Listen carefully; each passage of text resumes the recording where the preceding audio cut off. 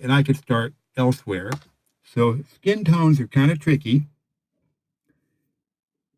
Yellow ochre I can use as kind of the underlying color, and then later come in with a warmer color like burnt sienna for these other skin tones, and use the burnt sienna and maybe an umber with a blue or something for the darker shadows.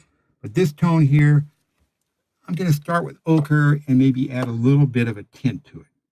So I'm going to go here. I don't want it to be very thick. I want a kind of a light color.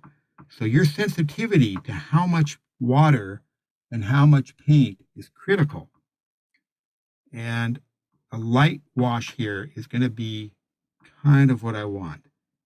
So sometimes I twist my brush out of the paint to get a nice point. So here we go. Once I start, got to keep going. I like to work it when it's wet. Here we are. So if I don't talk for a little while, I'm just thinking, okay. So here we go. We're laying in an undertone.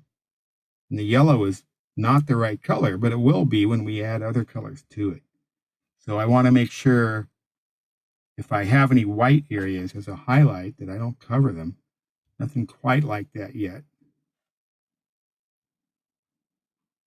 What's funny about watercolor and something I love about it, almost instantly, you get a feeling for what the object is. Already that's starting to look like a skin tone.